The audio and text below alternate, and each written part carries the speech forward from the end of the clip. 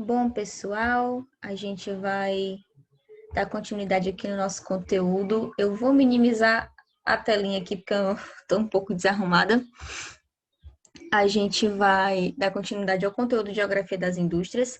Eu falei para vocês que eu ia trabalhar essa parte de sistemas de produção com um pouco mais de detalhe, né, na aula de hoje, que é essa parte aqui. A gente vai ver Taylorismo, Fordismo e Toyotismo, tá bom? Bem detalhadozinho. E aí depois a gente vai começar a ver as economias desenvolvidas. E aí o que vai acontecer? Eu vou fazer esse vídeo aqui trabalhando sobre essa organização da produção industrial. E aí eu vou fazer outro vídeo falando sobre a economia americana, tá bom? E aí esses dois vídeos vão ser postados no mesmo dia para vocês poderem. Vocês vão entender como se fosse uma única aula, tá? Mas eu decidi fazer os vídeos separados para não misturar as duas partes do conteúdo, tá bom? Mas é tudo. Eu queria colocar tudo logo na mesma aula, porque o conteúdo é grande e eu não quero perder muito tempo, tá bom? Então vamos lá, né? Dentro da dinâmica da produção industrial, nós vamos ter três sistemas que vão ser desenvolvidos, tá certo? Nós temos aí o Taylorismo, o Fordismo e o Toyotismo, também chamado de produção flexível, tá certo? E no Taylorismo, né? O Taylorismo ele foi criado pelo Frederick Taylor, que é um economista, né?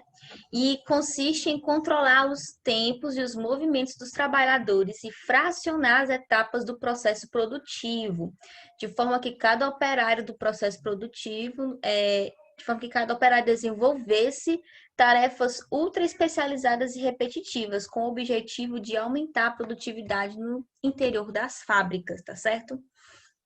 Então, assim, o Taylorismo, ele vem com o objetivo de organizar a produção industrial, segmentando essa produção, tá certo? E aí, antigamente, uma única pessoa que sabia, que entendia o processo da fabricação de um produto do início ao fim, agora ele vai apenas conhecer, saber de uma etapa dessa fabricação. E isso causa, né, automaticamente alienação do trabalhador acerca daquilo que está sendo produzido. Ele não tem um sentimento de pertencimento que o artesão tem, por exemplo, pois o artesão ele vai desde a matéria-prima até o produto final, ele consegue, ele participa de todo o processo. E o operário da fábrica não, pois o operário ele está condicionado a um único setor, uma única etapa da produção. Então ele não vai ter aquele sentimento de pertença com o produto, tá certo? Então é basicamente isso que o Taylorismo prega, né? E aí nós vamos ter o Taylorismo desenvolvido pelo Frederick Taylor na Inglaterra, tá certo?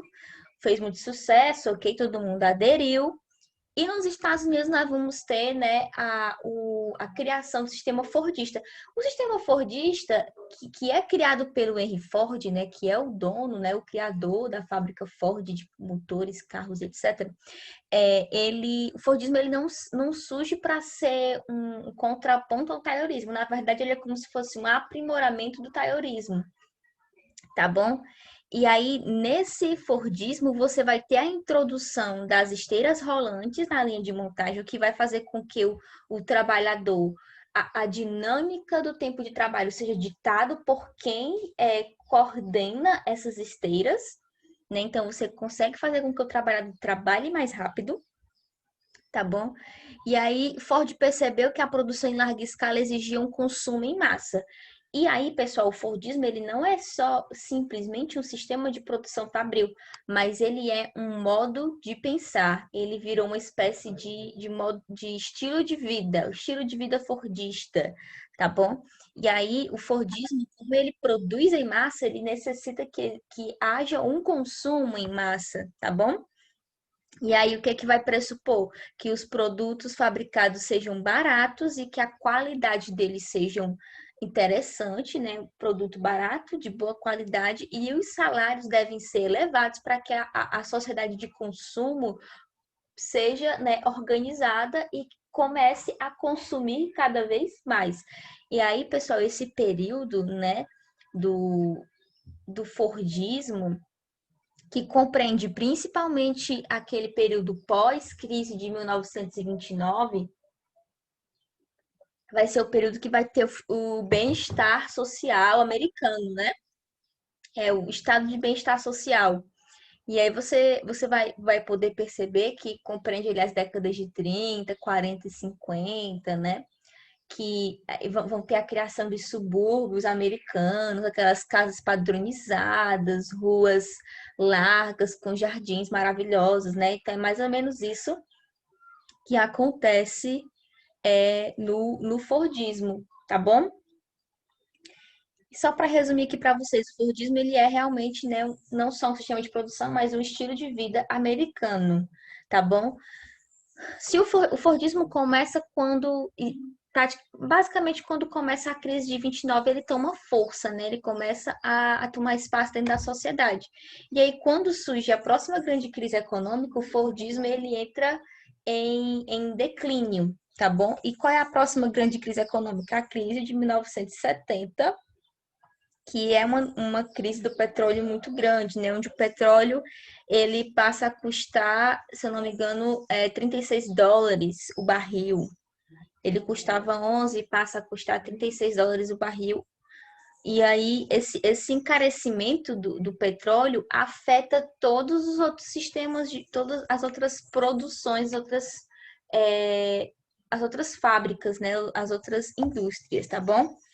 E aí, na década de 80, 70, 80, você vai ter a criação também de um novo sistema de produção, que é a produção flexível, tá bom? E a produção flexível surgiu como uma resposta à crise da produção fordista.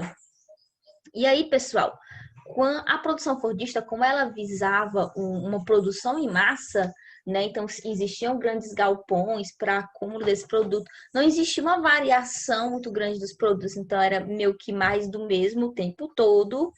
E aí, se você tem uma crise econômica e o mercado ele não te instiga a comprar, você não compra. E aí você vai ter as fábricas, né? Os industriais eles vão ter um grande prejuízo por não ter escoamento desse produto que está sendo produzido. E a produção flexível, ela surge para combater esse problema, né? E aí é uma resposta à crise do sistema fordista de produção. Porque o sistema fordista, ele não visa uma inovação nos produtos, né? Ele visa a produção em massa.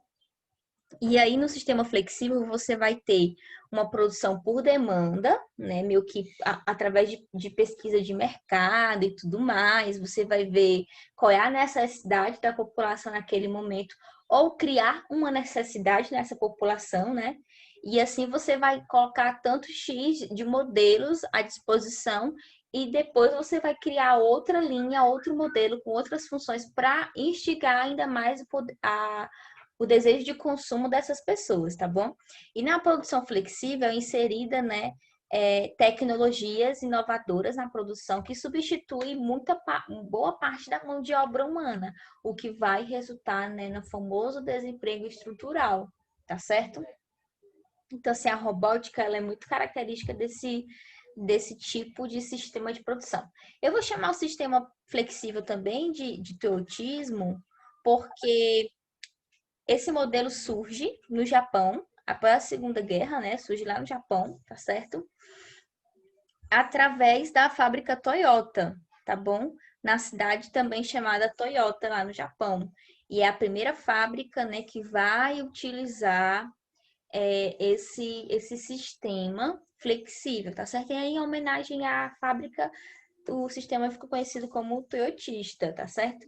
Enquanto o teotismo esteve mais associado aos métodos de organização do interior das fábricas, a produção flexível corresponde ao contexto mais amplo no qual se inserem as relações de trabalho e as políticas econômicas, tá certo? E aí, pessoal, apesar dessa modificação dos sistemas, né, e da ampliação das tecnologias, e aí essa ampliação das tecnologias leva a uma busca pela profissionalização das pessoas, pela pela melhoria, né, da qualificação dos estudos dessas pessoas, mesmo assim, isso não quer dizer que os salários tenham sido melhorados ou que os direitos trabalhistas tenham sido respeitados em todos os ambientes que existem em indústria. Essas questões aqui, né, de salário e direitos trabalhistas são mais respeitados aonde o nível de desenvolvimento humano é maior. Mas em países que possuem problemas econômicos, países subdesenvolvidos ou em desenvolvimento, né, de baixo desenvolvimento, esses temas ainda são bem delicados, né? Você tem uma série de pessoas em empregos informais, salários muito baixos, nenhum direito sendo garantido, tá bom? Segundo o Banco Mundial, o número de chineses que viviam na pobreza antes deles se industrializarem, né? Antes dessa política de é uma espécie de socialismo de mercado, não existe essa nomenclatura, né? Mas eles são um país que possui uma política comunista, porém, eles têm um tipo de economia mais aberta, né? Mais capitalista. Eles são comunistas em postura, dizem, né? O comunismo deles é bem às avessas, mas eles utilizam a história do comunismo para uma justificativa da política deles e eles utilizam o sistema capitalista nas zonas, que são zonas abertas, a gente vai estudar sobre isso ainda. E assim, eles têm uma mistura das duas ideologias dentro do país deles, né? E aí, pessoal, a gente vai ver que isso daí fez com que a extrema pobreza na China caísse, né? De 67% para 11%. Mas essa queda não quer dizer que todo mundo agora virou classe média, tá vivendo bem. Não. Quer dizer que quem estava na extrema pobreza, ou seja, passando fome e sem um teto para morar, agora tem um mínimo de dignidade, um mínimo para a sua sobrevivência. E isso também não quer dizer que está sendo garantido todos os direitos dessas pessoas, tá certo? Aqui, né, os 10 piores salários mínimos do mundo para vocês verem, tá bom? Em primeiro lugar, tem esse país aqui chamado Burundi, tá certo? Que o salário deles é equivalente a 13 reais brasileiros. Aí você também tem que entender, né, como é que funciona o consumo nesse país. Você diz, 13 reais, mas você não pode comparar com o consumo aqui no Brasil, né, com o preço que são os produtos aqui no Brasil. Pode ser que os produtos lá sejam bem mais baratos, dependendo do produto também, né? Mas 13 reais é bem baixo mesmo. E aqui na China, a China, que está em 10º lugar, é correspondente a 346 reais o salário deles. Isso aqui eu levando em consideração que o dólar é mais ou menos 3 reais, tá? Agora, né, com dados mais atuais, o dólar custando quase 5, a gente tem uma alteraçãozinha aqui ali de centavos, né? Mas é basicamente 5 reais.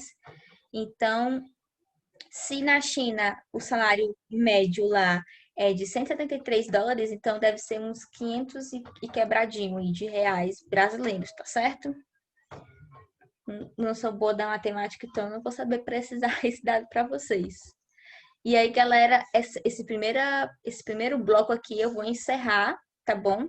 E aí a gente retorna já já com o conteúdo que vai falar sobre economias desenvolvidas. Nós vamos começar com os Estados Unidos.